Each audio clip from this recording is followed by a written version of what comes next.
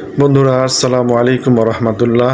ছোট্ট আরেকটা মাসালা নিয়ে আসলাম। সেটা হচ্ছে যে বাচ্চারা যদি বমি করে, অনেক বাচ্চারা খাওয়ানোর বমি করে, সে বমির মাসালা কি, সে বমি যদি কাপড়ে লাগে তাহলে আমাদের সে কাপড় কি নাপাক হয়ে যাবে কিনা, এই বিষয়ে সংক্ষেপে দু একটি কথা বলবো।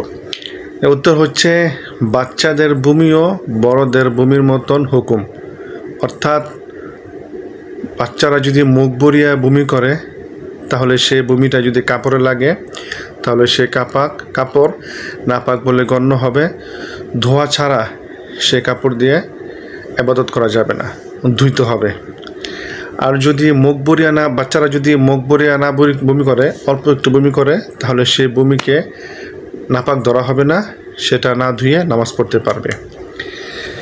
এখন বাচ্চাদের দুধ খাওয়ানোর সময় বা অন্য কিছু খাওয়ানোর সময়, যেমন খাওয়ার সাথে সাথে যদি বমি চলে আসে, মানে খাওয়াচ্ছেন, দুধ খাওয়াচ্ছেন, বমি চলে আসে, তাহলে সেটা কিন্তু পেটের থেকে আসে নাই, সেটা দেখা গেছে মাত্র খাওয়াচ্ছেন গলা থেকে চলে আসলো।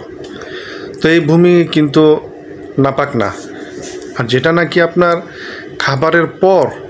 খাবারের পর পেট থেকে যে বমিটা আসবে সেটা হচ্ছে নাপাক বলে গণ্য হবে, এবং সেটা কি মুখ ভরিয়া হতে হবে।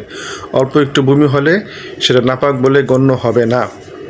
সুতরাং বাচ্চার বমি যদি মুখ ভরিয়া আসে তাহলে সেটা নাপাক হবে, আর যদি অল্প একটু আসে সেটা নাপাক হবে না। আল্লাহ তাআলা আমাদের সবাইকে এর উপর আমল করার তৌফিক দান করুক।